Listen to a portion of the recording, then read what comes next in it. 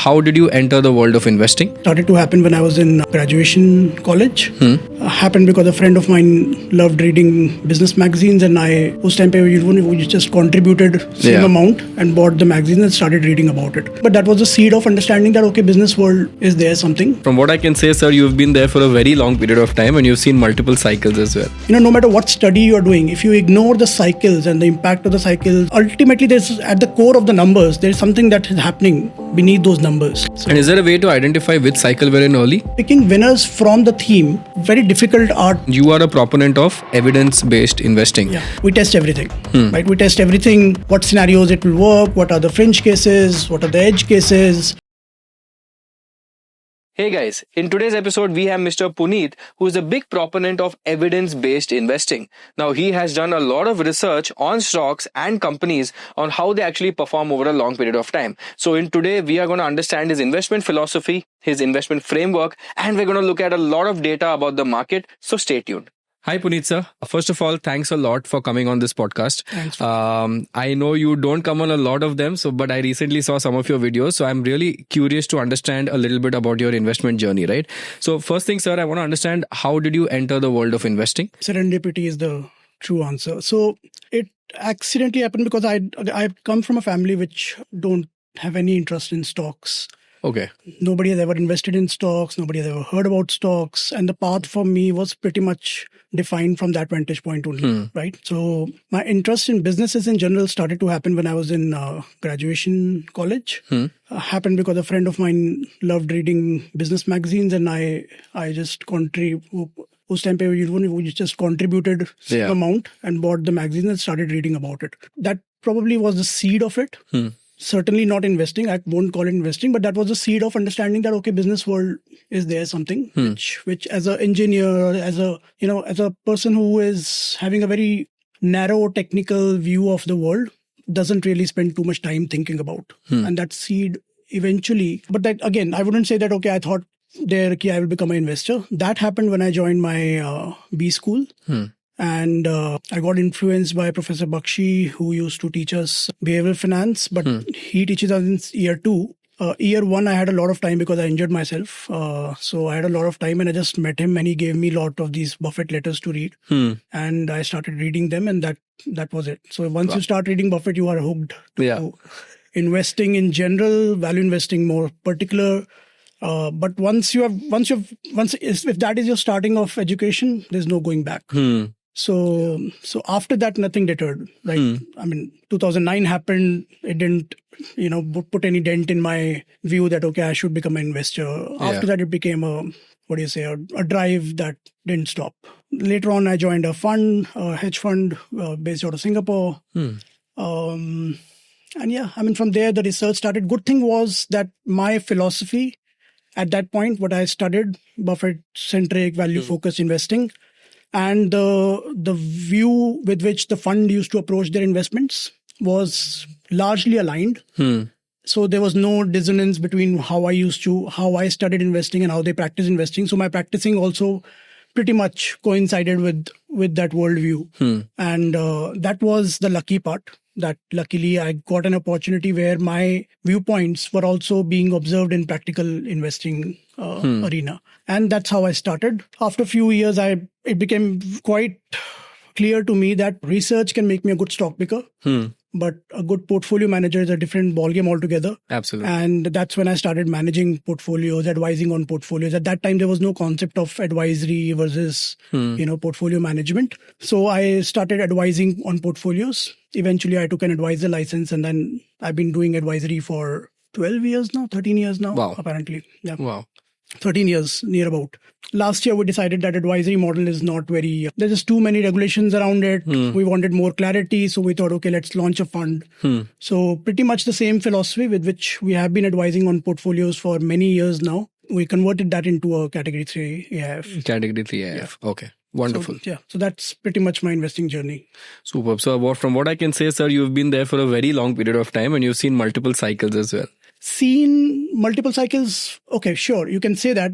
If you really think about it, just the 2009 drawdown, right? Yeah. Which was and that too not from a very active vantage point. So 2008-9 period was, for a serious investor, would have been a very big chore. For me, it wasn't. Actually, we were doing test investing in colleges and didn't really lose money. At that time, I thought investing is so easy because we didn't really lose money during the crash, because we were sitting on cash, because we didn't find much ideas. Okay, there was a luck stroke there. It wasn't really a great timing or anything like that. To be very honest, majority of the people have not really seen cycles or drawdowns of that nature post 2008-9 also, right? So we haven't really seen that. So to say that, okay, we have seen a lot of cycles is actually slightly wrong. We've seen smaller cycles, but we've not really seen the crazy cycles of 2000, 2008 kind of drawdowns. So yeah, so luckily for me, I initiated in that drawdown market, so I got a feel for it. But I make up for it by studying the history in a very, very great depth. Great detail, putting myself in the historical shoes, not trying to do backtest. In fact, I gave an entire lecture on this thing, how not to be fooled by backtest. That was the title of the presentation. Because backtesting has an ability to fool you in believing that you would have done something which you otherwise wouldn't have done. So, but a very serious study of history is how I tend to add to my knowledge base of those cycles you talk about, because extremely important to know that. I think this is something Ray Dalio had also mentioned, the same thing, that he loves looking at history and understanding. Yeah, every serious investor would, right? So no matter what serious investor you talk about, Buffett might not talk about it, but he would certainly have a great idea. He's almost lived it, honestly. Howard Marks have written a book about it, right? So market cycles are an extremely critical component. And, no matter what study you're doing, if you ignore the cycles and the impact of the cycles, ultimately there's, at the core of the numbers, there's something that is happening beneath those numbers. Correct. You can't miss the context and just focus on the numbers. Correct. Right? So whenever we are doing a lot of studies the number study is a very critical part of it, but context around those numbers is also equally important. Got it. Because markets cycles they tend to rhyme, they don't tend to repeat. Yeah. Right. So rhyming is there, but you need to be able to understand which is a repeatable component, which is not a repeatable component, and so on and so forth. So, and is there a way to identify which cycle we're in early? Because that's the biggest, I would say the toughest. Which cycle, sorry? You said market cycles keep changing and we need to know what the underlying problem is, right? Yeah. Is there a way to know it sooner? It's a difficult thing to do because you can't really know it sooner. It materializes when it materializes. A lot of things start, they don't materialize. Yeah. Okay. So when you are in the cycle, there are usually tipping points which define ki aage jayega ki nahi jayega, and so on and so forth. And before that, it's probabilistic. It's not deterministic by any stretch of imagination. Got it. So yeah, I wouldn't say for example, people talk a lot about themes, right? Which theme will materialize within that theme? What will materialize? What will not materialize? It's very difficult to pinpoint. Again, to every question you'll ask me, I have a study to back it up. We did a study on thematics done by some of the biggest brokerage houses, and the success rate of that is really, really sucky. I mean, if I share the numbers, you will probably never read a thematic report. But then why are a lot of these AMCs coming out with thematic baskets? And this is some trend we saw quite recently, if you have noticed. First, it makes for a good marketing material. But is it long term? That's not the only reason I would say. See, themes do play a role. I'm not saying themes are immaterial. What I'm saying is picking winners from the theme is a very difficult art. I wouldn't probably say it's not really a possibility up till a point. So in a very initial phases of a cycle, you are probably going to have a really bad time figuring out which will be the true winners of a particular theme. You will have probabilistic ideas, but those things will keep on changing. And that is why it's very important for people to keep a track on what is happening within that theme. Keeps on. I mean, there's so many themes, they die before starting. It's happening today, right? As we speak, right? A lot of themes are there and everyone's... And they've been there, every time. Every time there's a new theme. Demonetization was a theme. Unorganized to organized was a theme.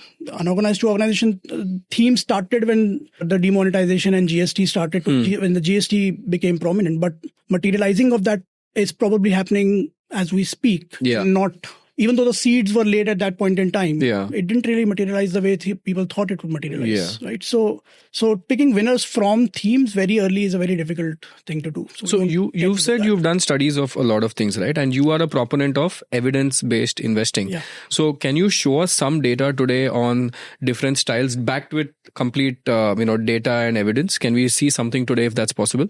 It depends on how much time do you have. Let's start.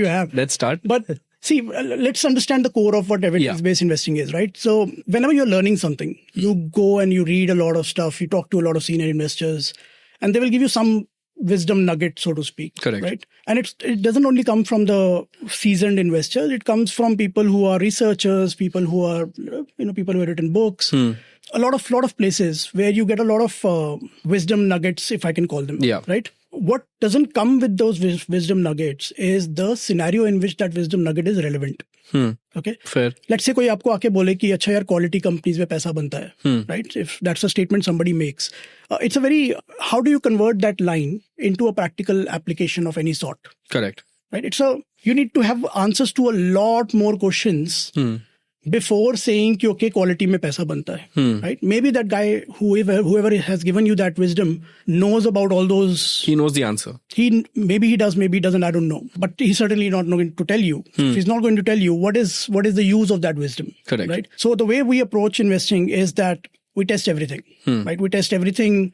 What scenarios it will work? What are the fringe cases? What are the edge cases? In what scenario will this rule be applicable? When it is not applicable? There's a lot of questions that goes beyond a general wisdom of study. And then when we do that, in fact, I generally have these two funnels. Can we go into slide share mode and understand? Yeah. So if you see these two funnels, right? The way I define this is कि ये जो left side वाला funnel है, this is more like our ज्ञान भूमि, right? A lot of ज्ञान comes into it. The way we think about it is कि यार ये मुझे कहीं से सुनने को मिला. What do I do? I would first of all, you can't hear everything and start testing everything. It's not practically possible. I'm not a research lab. I'm an investing firm. So ultimate objective is to improve my portfolio performance at the end of the day. So if that is the end goal, I cannot be a full-time into researching everything I hear about. Correct. So first thing we generally ask is first whether it is really worthy of even converting into a hypothesis that we want to test. Yeah. Generally, uske liye we look at the source, who is talking about it, his record, what substantiating data or information I'm getting besides just the gyan, and so on and so forth, right? Once we do that, and that really takes out 60-70% of the gyan you hear anyways, right? So the moment you say, okay, this is worth studying, then you convert that into some kind of hypothesis. Got it. When you convert that into hypothesis, you tend to formulate the hypothesis and test the hypothesis. And this perhaps is the most critical and crucial part, because you can have a good problem and completely screw it up by framing it poorly, right? जैसे मैंने आपको जो example दिया quality वाला, right? If I have to test it, the first thing I have to do is define quality. Correct. Right? Now, if I do a very poor job in defining quality myself, the entire outcome of the study is of no use for me. Correct. And this is also one thing which people don't understand is कि it's not कि आपने एक बार सोच लिया ये quality है तो वही quality हो गया, right? It's a constantly iterative process. Keeps changing. No, it keeps evolving. Yeah, it doesn't change. It evolves by asking better questions. So for example, let's say I define quality in some way, and I'm going through the list of companies which that quality parameter is telling me that these are quality. Now, being a discretionary investor for so long, you have a sense of कि यार कौन सी company is decent quality, कौन सी नहीं है, and so on and so forth. And I find some name कि यार ये तो, I don't know how the hell this even came up in my quality parameter. What do I do? Right? I go back and check that whether my judgment is wrong or my methodology of coming to quality is wrong. I'll go back to my formulation of quality parameter, try to do some reverse engineering. Again, this is not curve fitting. You are intelligently mapping, maybe you have missed something. You're asking genuine economic questions. You're not trying to curve fit. You're not just trying to remove that company by just changing some parameters of that sort. Okay, you're asking questions कि ये कैसे होना चाहिए, so on and so forth, right? So we do a lot of this testing. और वो testing में से कई बार हमारे कुछ बिलीव्स निकल के आते हैं which we call tested beliefs. So हमारे कुछ टेस्टेड बिलीव्स हैं जो हम एक रेगुलर हमारा एक पाइपलाइन चलता है ऑफ पोर्टफोलियोज जो हमारे टेस्टेड बिलीव्स को टेस्ट करते रहते हैं regularly on the side. So tested beliefs are also work in progress because we keep on evolving with those beliefs. The right side is जो मैं आपको बता रहा था tested belief के portfolios चलते रहते हैं. The right side is the actual outcome of those tested beliefs. And we keep a track of each and everything, whether it is an actual portfolio or a passive or a thought portfolio, hypothetical portfolio. We keep on dissecting the records. We keep on checking कि इसमें क्या outlier आया, क्या नहीं आया, उसको कैसे improve कर सकते हैं, and so on and so forth. And all those things eventually are done keeping in mind कि मुझे इसको finally portfolio के अंदर लेके आना है. Not everything that is a great strategy can be a part of your portfolio also. Correct. Sometimes it has to fit into somewhere. Like if I tell you this strategy worked, but उस time पे मेरे पास already pipeline में I don't even have cash availability to fit in this strategy somewhere. How will I do it? Correct. Right. So sometimes it leads to a separate portfolio strategy, but most of the time you have to see कि मेरे आज के framework में ये कहाँ fit हो सकता है. Okay. So this is how we navigate through the entire thing.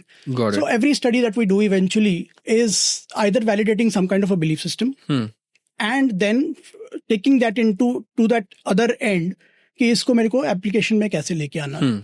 Right. So जैसे every investor you talk to will say कि यार 3 pillars होते हैं investing के, quality, value and growth. Right. How do I test it? So eventually a lot of studies which we do on stocks, I can probably share few. Yeah. If I have to read winners, what is the role of quality in that? What is the role of valuation in that? What is the role of growth in that? People think about stock picking way more than they should. Okay. I think that's a very overrated kind of a focus.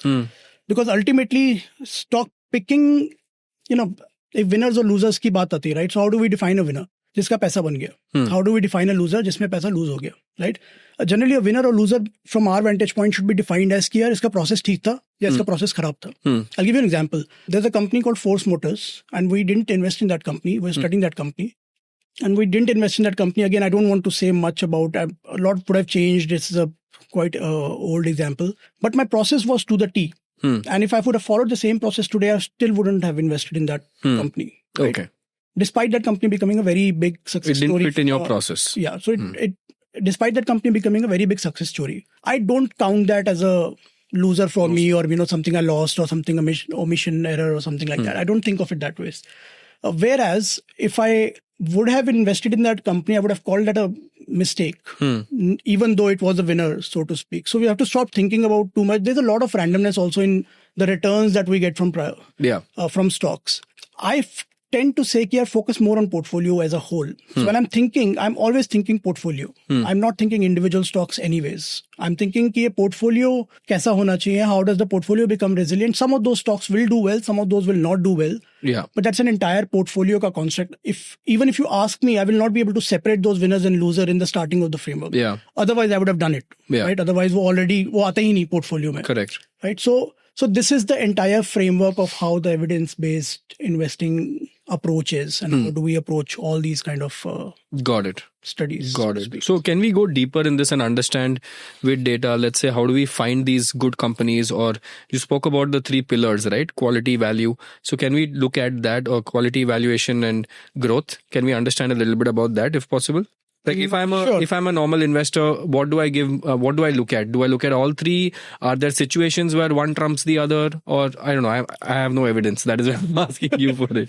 See, when we are constructing portfolios, in fact, in our presentation for the fund also, we have decided 3 buckets where we fit pretty much everything. Okay, one is the quality at reasonable valuation. Okay. Again, something which has been said so many times, but I'll come to what quality is, what reasonable valuation is. Cyclicals, because cyclicals have a very different way of playing out. And the third is companies where there are sectoral tailwinds, earnings are effectively going up and so on and so forth. Got it. And pretty much everything will fit into this.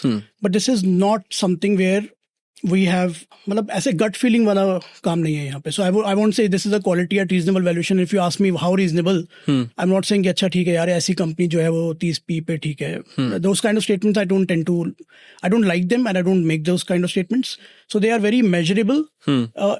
To an extent that, okay, sometimes you will say, how can you measure few things which are very, very qualitative? And I would agree to that. And that is why the portfolio construct becomes very important. So we'll come to that. But जैसे आपने मेरे से पूछा quality, value, growth, right? I recently did a presentation somewhere and I asked this question, okay, everybody talks about a framework. Okay, we have a QVG framework, quality, value, growth. Somebody will talk about longevity. Somebody talks about theme in their frameworks. Frameworks are good. But if you have to put that framework into practice, आपको बहुत सारे questions के answer चाहिए. जैसे कि मैं आपसे बोल रहा हूँ QVG काम करता है, तो आप मेरे को बोलोगे कि ओके QVG काम करता है, तो अगर मैं आज एक फिल्टर बनाऊं क्वालिटी का, वैल्यू का, ग्रोथ का, let's say we are able to make a very good filter and let's say 30-40 companies are coming in that list. What are you going to do? Are you going to buy all those 30 companies? What's step 2? What is step 2? How you convert that into an actionable? Okay, are you buying 30? Fine. If you are buying 30, when are you selling? Are you selling when all three parameters are going whack? Are you selling when one is going whack? What are the rules around that? If I really have to ask you implementation of any philosophy, so generic answer you will get when my, as an investor, we say when my thesis goes for a toss. Invalidated, yeah. Fair enough. All those, but the more you talk about this and the more you try to look for evidence, you will also find कि यार ये जो thesis word है, इसका भी एक evidence, eventually वो number में तो कहीं ना कहीं आएगा, right? So when my thesis is going for a toss, it will be visible either in my margin numbers or. So how do you quantify it is what you're saying? Yeah. So we have to go deeper and think, okay, when I say it's validating or not validating, what are the rules around it? Okay. Which is the entire philosophy of our fund also. Yeah.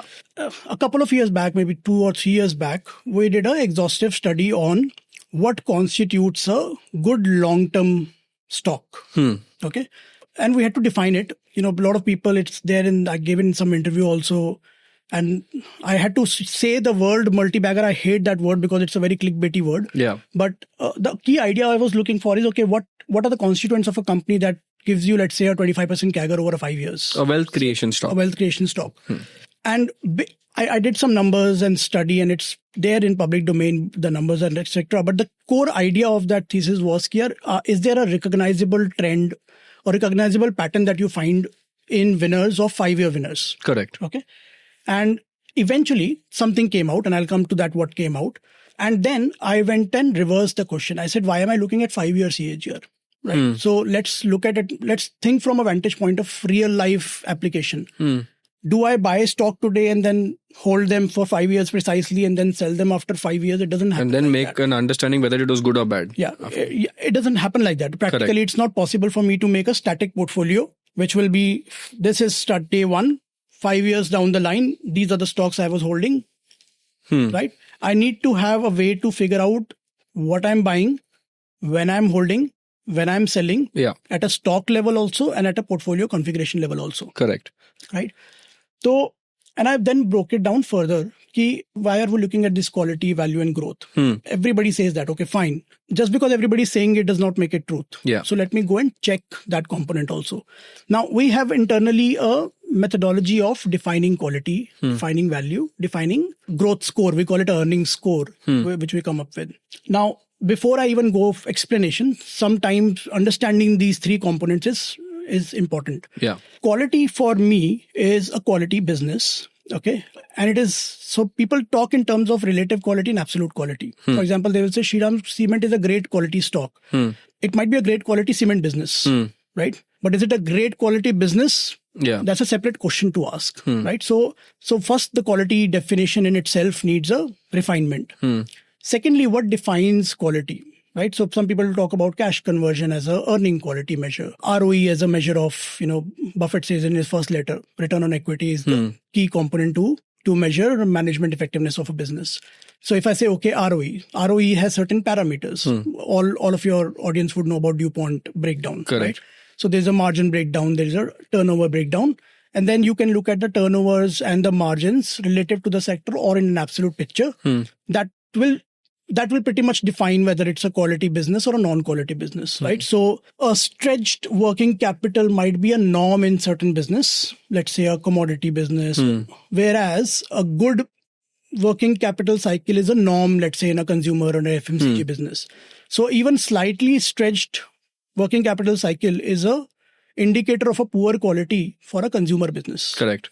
Okay, but I cannot punish with the same parameters a commodity business where that might be the norm, right? So when I'm working at the parameter level, we have to be very business centric and not a broad, which is where my pet peeve is with a lot of these quant fund comes up. The way they are constructed is that they start at the top and they say, "Acha yaar, ek kaam karte hain, let's remove all the businesses that are less than 15% ROE." Then they'll say, okay, let's remove all the businesses that are leverage greater than 1. They go like one this. size fit all. Yeah, one size fit all. And the problem with that is you are treating every business the same way. Okay. And then quality, okay, still, is a more, a lenient parameter, because quality में फिर भी आप गलतियां कर भी दो ना तो चलता है थोड़ा बहुत, because you will do a more error of omissions than error of commissions, which is okay with me even if you do it slightly well. Valuation is where this becomes even more problematic. Okay, so once quality definition is, so we have a way to define qualities which takes into consideration sector specific thinking also, and a broader business understanding thinking also. The second component, which is valuation, is where I don't know how people think when they are making controls. They'll say, okay, let's remove stocks with PE greater than 30. I would argue PE greater than 30 is a very, for a lack of better word, a very stupid way of looking at valuation. A valuation at the end of the day is how much a business is worth for the fundamental it has. Correct. Right? तो अगर एक business 30% ROE करता है और जो वो पैसा बनाता है उसको वापस से रीइन्वेस्ट करता है, जिसको हम इंक्रीमेंटल रिटर्न्स की बात करते हैं. So there is a incremental return component. It's creating good incremental returns. It is doing good overall returns. Its dividend policies are as per how it should be. So if it is not able to generate incremental return, it gives very high dividend. Compare, let's say, an ITC, which is a 80% dividend payout policy, versus some other company which might not give any dividend and a high ROE name. So when you do this, how can you say that, okay, every business which is above 30 is expensive and every business which is 30, 25, whatever that number is, right? So that is a very weird layer. So any business has to be seen from the vantage point of the fundamental it has. So when we say something is overvalued, we generally have a band of 7 valuation zones. When we say overvalued or super expensive or expensive, a stock with a 40, 45 P might actually be showing as a exciting valuation in our portfolio. Simply because its fundamental is justifying that 45. Correct. Got it. So valuation has to be related to the portfolio. And the worst thing you can do is do valuation with respect to the history of the company. Largely every time I hear the valuation argument is ki, for example, for very recently, people in HDFC Bank were saying, yeah, HDFC Bank is cheap because median P. It used to, median P or median price to book or whatever.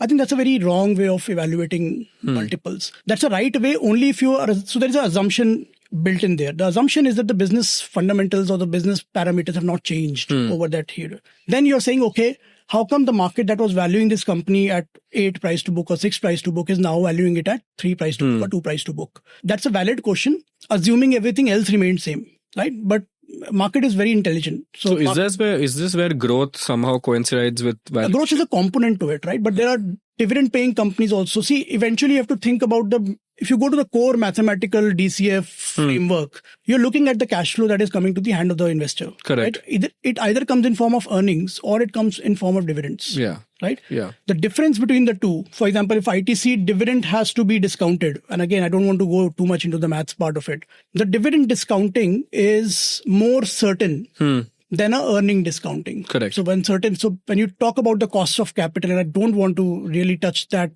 because it's a Pandora's box, right? It's actually not complicated. It's made very complicated. Okay. But if I'm looking at certain dividends, I will be discounting it very differently from when I'm looking at earnings, because earnings have the way of changing from what the projected numbers usually are.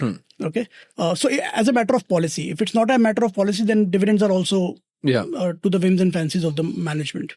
And what about growth as a basket? Yeah, so I'm coming to that. Now, let's say if a company is not, the dividend is not really a very critical factor in the valuation, then the valuation is eventually the number with the money which the company is going to make over the coming years, right?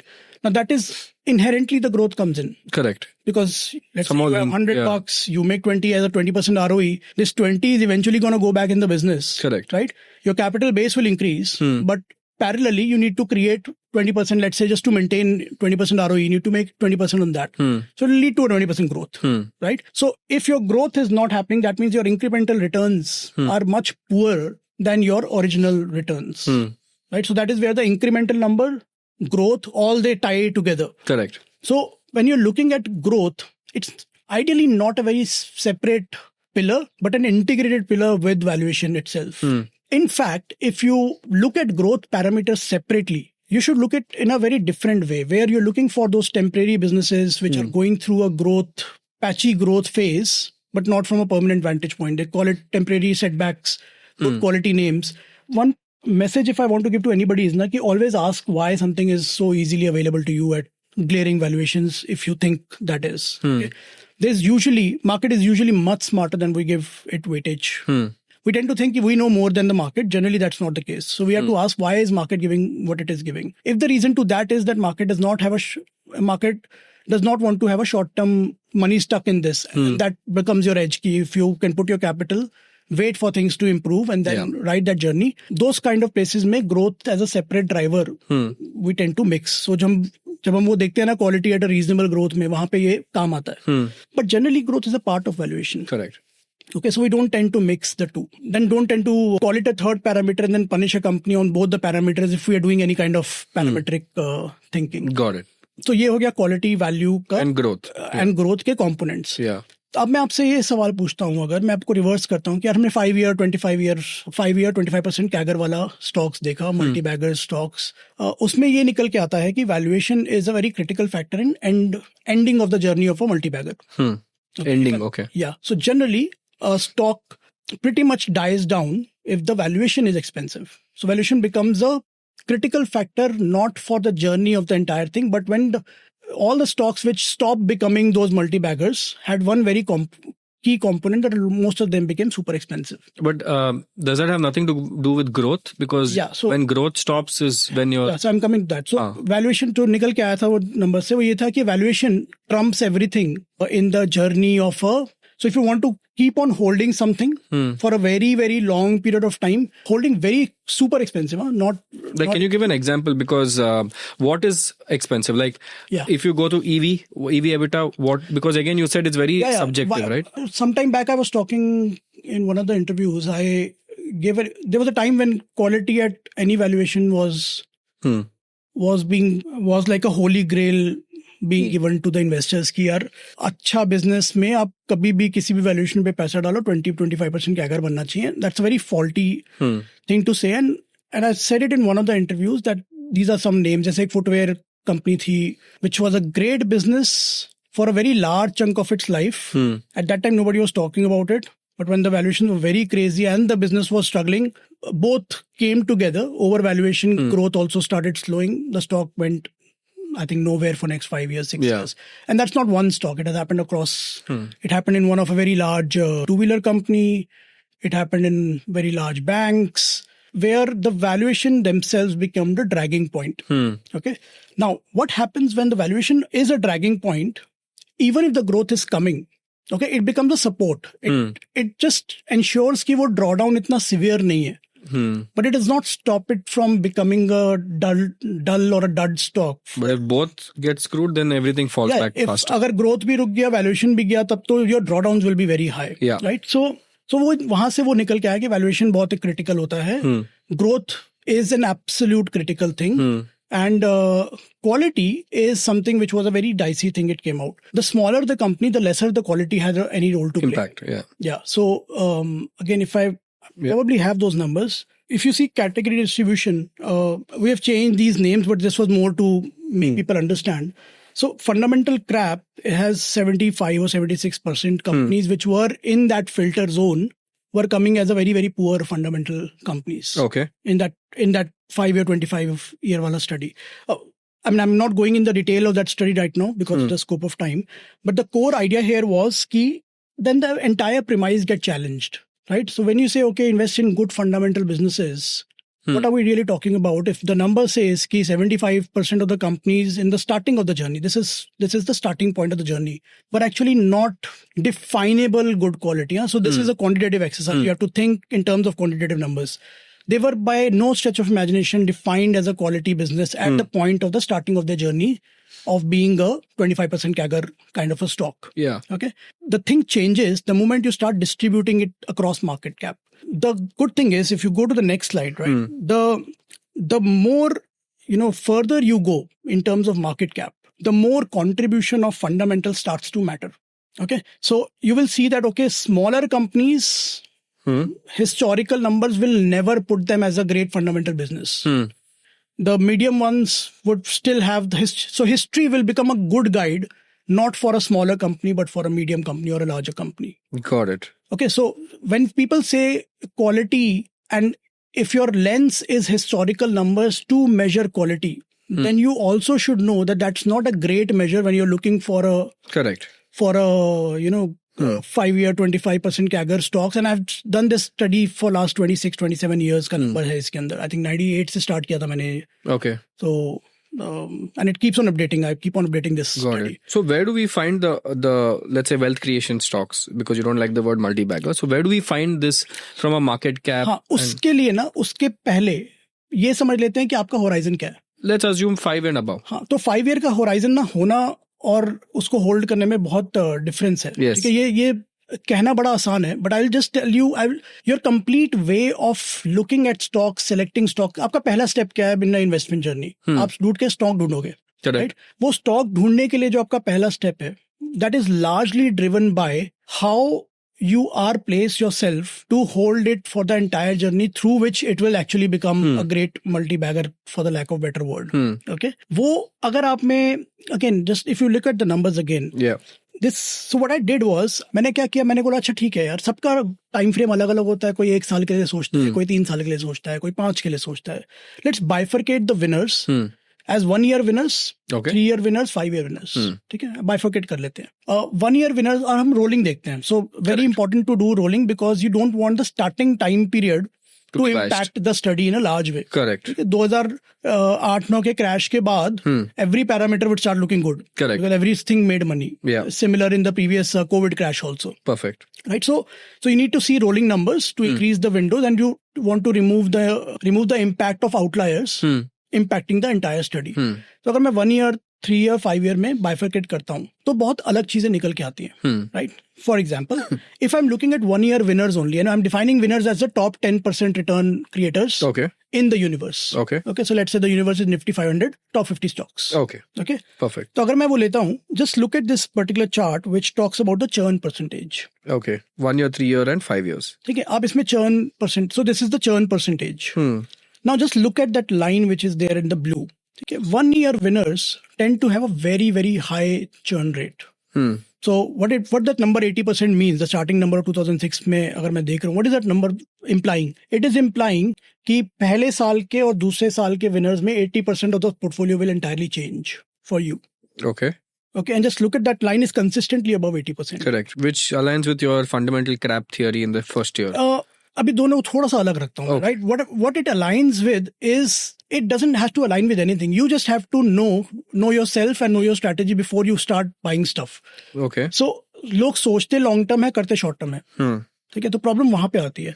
आप अगर long term सोच रहे हो और short term operational चीजें कर रहे हो, different things matter in different time frames, is what I am trying to show here. Okay. So 1 year, 3 year, and as you obviously increase your percentages, 5 year rolling periods, your churn tends to decrease. So one philosophy that a lot of wisdom oriented people will always tell you is कि अच्छे stock को लंबे time के लिए hold करना बहुत जरूरी है.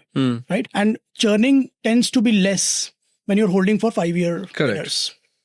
Okay. So if you have a short term viewpoint, then you should stop worrying about the long term holding and the churning. Then you should not get muddled with the fact कि यार मैंने अभी खरीदा था, अभी बेच दिया. Why am I churning my portfolio so much? Because that is the nature of the entire philosophy, that you will have to do more churning to be in the winners. Yeah. Can you reliably do it also? That's a big question. Yeah. But what I'm saying is, the top 10% winners are constantly changing. Got it. Over a 1 year cycle. Over a 3 year, they tend to reduce a lot, because इसमें क्या होता है कि a lot of winners, 1 year winner may not be a winner next year, but may again be a winner next third year. And over a 3 years, it's a much bigger winner than the 1 year is implying. So इसलिए churn कम होता रहता है the more you have a longer time frame horizon. Got it.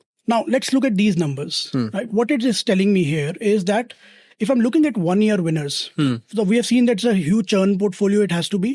Now let's say if you come and ask me, okay, I'm okay with that churn. Let's start picking 1 year winners. Okay, you'll have to have some criteria to pick those winners. How will you convert that into something? So based on our categorization that we have done, and we tend to look at the characteristics of the winners, what we see is, as you will see, there is very limited in terms of any pattern over the years. Yeah. Okay. So for example, 2005, a lot of bad fundamental companies were the part of those 1 year winners. Okay. But 2008, if you see, a lot of defined moats were part of that 1 year winner cycle. Okay. Very difficult to say कि okay, 1 year में क्या matter करता है. And it's all over the place. Is it because 2005-06 there was euphoria, so people were buying anything? 2008 it moved. Okay. Right. So, and I remember I always told you context is important with the numbers, right? You just can't play with the numbers. But what I'm trying to tell you here is, इससे ये निकल के आता है कि यार कोई pattern नहीं है. Right? 1 year crime. Some years the kachra stocks, so called kachra stocks, will be the best performing 1 year Correct. stocks, and some years the best of the quality stocks will be the 1 year performing stocks. If you're looking for 1 year time horizon, it is very difficult to go as quality as your parameter, Correct. as your finding parameter. Got it. Okay, so if you say my horizon is 1 year and then you give gyan on quality and value and etc., there is a dissonance there. Correct. And vice versa. If you say that, okay, these things matter to you, then 1 year cannot be your horizon. You have to play longer. It cannot be your horizon. That defines your action. Because the moment you say 1 year is not my horizon, then your question becomes very difficult, very Correct. different, right? You say, okay, 1 year is not my horizon. Got it. And then you'll have to ask different questions. Got it. Let's take it one step further. Okay, quality is not the benchmark. Is valuation a benchmark? Okay, so to make it easy, again, I told you we have 7 bands, but to make it easy to understand, I've called it exciting and expensive. Again, all over the place, 2005, Kachra and expensive were the best combinations. Euphoria. Yeah. Right? 2008, you will see exciting and good quality all over the place. Having said that, if you see the percentages also, it's difficult to say that, okay, I need to buy only exciting companies from just this data. Okay, so no overwhelming proof Correct. that valuation also tends to matter at all Yeah. if you're looking at 1 year winner cycles. Got it. And then the third slide is an interesting slide because it talks about the drawdowns. Because ultimately it's about holding the stocks. Yeah. तो अगर आपको hold करना है, so you look at the median drawdown, the max drawdown का median line which I have drawn there. Yeah. This basically tells you कि एक साल में जो हमारा drawdown, max drawdown रहा है किसी भी stock में, any stock I have taken, max drawdown कितना रहा और उसका median numbers क्या है Got it. over a period of time. Right? So ऐसा होगा कि उसके अंदर the numbers are somewhere between 20 to 30%. Okay. तो एक साल के winners के characteristics में your drawdowns are 20 to 30%. You have to be comfortable with those drawdowns also Yeah. for you to be able to hold those 1 year winners. Got it. And as you can see, it's not an easy thing to do, right? The moment you say, okay, 1 year is my time horizon, from going there to practically implementing them, using these parameters, something else will be playing the role here. Maybe it's something else altogether. Maybe the momentum factor is playing a role here. Correct. And we'll come to all those things, what is playing a role. Okay. But what is very clear is कि यार valuation और quality का role इतना नहीं है if you're looking at 1 year 1 year time frame. Yeah. Okay. And then another thing which we tend to see is something called average score. We create a earnings score which has a long term and a short term fused together to reduce noises also. What is very interesting for me in this particular work was that throughout the earnings scores of these winners is like a very high score. Anything above 6 I consider a high score. 7, We're all earning 3 of well. 7 is a high score. And when I say earnings, I'm looking at both sales as well as PAT. Okay, because sometimes beach mein bahut numbers can dilute the entire thing. Okay. So the moment I start looking this, one thing is very clear. Short term mein, the only thing that is mattering here is Sales and PAT. the earnings score. Yeah. Earnings growth. Okay. Growth को score में convert किया हुआ है to each his own वाली बात है, ठीक है? But it's that score which we calculate. That is the single largest driver of a 1 year return stock is the earnings. Not valuation, not quality. Not valuation, not quality. Got it. Okay. And despite choosing those, you have to be okay with 20 to 30% drawdown also. So now why this becomes important? मैं आजकल बहुत लोगों को देखता हूँ फंडा techno मिला देते हैं, स्टॉप लॉस लगा देना है, 10% के ऊपर मैं स्टॉप लॉस लगा दूंगा तो मेरा लॉस कम हो जाएगा. What you're not getting is that the nature of those winners is also that they will give you those 20-30% drawdowns. These are drawdowns, they're not returns. They might give you that drawdown and then eventually become a very big winner for you. Okay, so whatever you want to do, but you should know कि इतना होगा. वो fit कहाँ होता है आपकी philosophy में. That is the reason of this entire study which we did. No matter what time frame you select, 1 year, 3 year, 5 year, we did for all these 3 time frames. Earnings tend to play a very, very critical role. For 5 years as well. For 5 years also. Okay. So if you want to see that slide, Average PAT TTM score yeah, I mean it's called average PAT TTM score, but is the earnings score.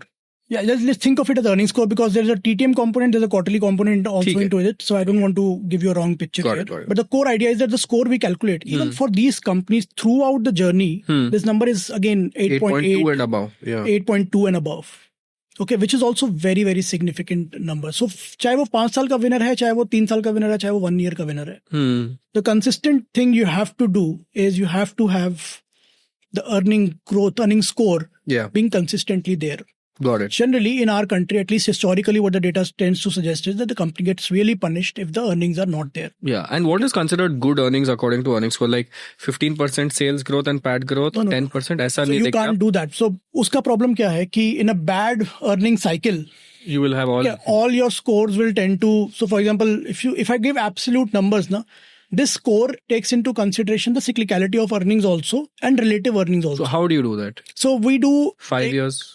Like you take a 5-year start end point? No. No. So one thing you have to do is you have to do a cross-sectional number. So you consider all the results and all the growth numbers. So a company can have so there are multiple scores that leads to a final score. One component is just looking at the returns as if you are a standalone company and all are your competitors. Everything in the market is your competitor. One is evaluating you on that basis. Okay. One is evaluating you on the basis of the peers. Okay. So you might be having a bad time at your level, but in that bad time you're really doing very well. So relative to your sector, you're really doing well. So you get rewarded for that.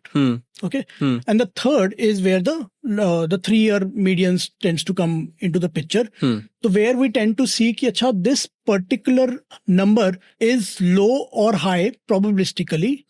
क्या वो probabilistically high होना चाहिए था कि low होना चाहिए था? So for example, for a cyclical company, you will see you expect that number to be low, let's say after a particular cycle is going down. Okay, you don't tend to punish that company from a score vantage point if it is doing better than the peer network as well as better than the cyclical numbers. Got it. So 3 component जाते हैं. I can't go too much into the details of it, but 3 component इसमें जाते हैं, which then decides एक earning score निकल के आता है. No matter what approach you take, the point we have to understand here is कि earning अच्छा होएगा तभी earning score ज़्यादा होएगा. Correct. और चाहे वो relative देखूं, चाहे मैं cycle देखूं, चाहे मैं जैसे देखूं, ये हो सकता है कि आप 12 बोलो, मैं बोलूँगी यार 12 का नंबर अच्छा है given the cycle etc. and I might tend to give it a higher score. Yeah. You say यार नहीं मेरे को तो absolute पे ही देखना है, which is also fine. It doesn't matter. On a longer time. Too much nuances tend to make very little difference up beyond a point. Got it. Which is also one thing people should understand. Got it. Too much data is also not a great thing to have. होता क्या है कि once the earning score, so when it comes to the earning score part, what you see is कि अगर आपका earning अच्छा चल रहा है, the outcome of this was that you can compromise on some of the parameters. Which is you can compromise on the value, not much, because value tends to be the end of the entire journey. जैसे ही आपका earning growth कम होएगा, अगर value ज़्यादा है तो बहुत मार पड़ती है. Okay. So, but during the journey, if you're holding a company which seems to be slightly overvalued, but the growth is continuing, it makes sense to hold them in the longer time frames. Got it. It's the outcome of this study which, so आपके अंदर practical implication क्या है? Practical implication ये है कि बहुत सारे लोग during the journey confuse होते रहते हैं. Yes. यार earning तो अच्छी आ रही है, मगर ये तो बहुत overvalued हो गया है. वो बहुत overvalued तो आपको समझना पड़ेगा कि कितना defined है कि कितना नहीं है. One thing which I have figured out from these is कि ये जो quality और value है, ये ना risk management parameters हैं. They help you, और इसके अंदर मेरे पास एक नंबर है, maybe I can share that with you, कि ना drawdown में help करते हैं. So when the growth goes for a toss, if growth is a key contributor, okay, what will save you on the drawdown front will be the quality and the value. Good quality and reasonably valued companies will save good valuations. Correct, fair enough. So even if you are in a cycle where everything seems to be, growing well, good scores, etc., but a large amount of it is overvalued and very poor quality. There, if you are that kind of a person who says कि नहीं quality value मेरे लिए role play करता है, it makes sense to go into cash and not hold to poor names. Yeah. Because you do not want those kind of drawdowns. So it's a drawdown mechanism. It's a risk management mechanism, not a stock picking mechanism. And lastly, if we can just look at how does this translate into multi-bagger stocks? How do we, where do we find them? It's the same thing. So जो multi-bagger वाला काम था ना, वो 5 साल की journey के लिए लिया था. Correct. ये था कि यार पहले तो आप ये समझ लो कि आपको 5 साल करना है या 3 साल करना है या 1 साल करना है या whatever your time horizon is. Evaluate the stocks based on your time horizon, not the other way around. So now we understood that 5 years is the game and earnings growth is the game. Like a game as in these are the preferable things that Trump... See, 5 year is a more peaceful... Yes. I would say peaceful. I'm not saying return ज़्यादा कम. Yeah. Peaceful वो ज़्यादा होएगा क्यों? क्योंकि churn कम होएगा. The contribution of quality and value tends to matter more. The contribution of quality and value adds to your drawdowns, individual drawdowns थोड़े कम हो जाते हैं, and so on and so forth. And earnings is also very key parameter, वो चाहिए. ठीक है, ये इसका निचोड़ है. If I have to give you a summary of all the things. ये मल्टीबैगर में कहाँ जुड़ के आता है कि जब मैं वापस से उन कंपनीज के पैरामीटर्स पे जाता हूँ, वो चीज एक निकल के आई थी कि earnings are as a very critical journey throughout. वो उसमें वहां पे भी निकल के आया था, यहाँ पे भी निकल के आया कि अर्निंग बहुत जरूरी है। तो अगर आपकी कंपनी, अब इस पे प्रैक्टिकल क्वेश्चन क्या आता है, how frequently do have to see this number. 5 साल के विनर्स में अगर मेरे दोस्त 2 क्वार्टर खराब हैं तब मैं निकलूं, 3 क्वार्टर खराब है तब मैं निकलूं, it is not the end of the study, it's starting of another study for you. कि अगर if you really want to think in terms of numbers, are you going to decide 1 bad quarter is the end of it, 2 bad quarter is the end of it, what exactly how you define it? Maybe you can change your score to inculcate that part, which is what we tend to do. Okay, so we tend to have a score which incorporates for those noises of 1 year great quarter, 1 year bad quarter, etc. get solved there. तो उससे eventually ये निकल के आता है कि if you really want to hold to the long stocks, now one very critical number is no matter what you do, earnings भी बहुत अच्छी चल रही हैं. Just look at this slide. Just look at the median max drawdown that you have to go if you're holding 5-year winners. The median is still 40 to 50% के बीच में. Still so no a matter, lot, so no matter, so what is, again, you can't do stop loss and then 5-year holding and earning combination and all those khichdi in your head, saying acha earning to achhi chal rahi hai, but let me put a stop loss at 10%.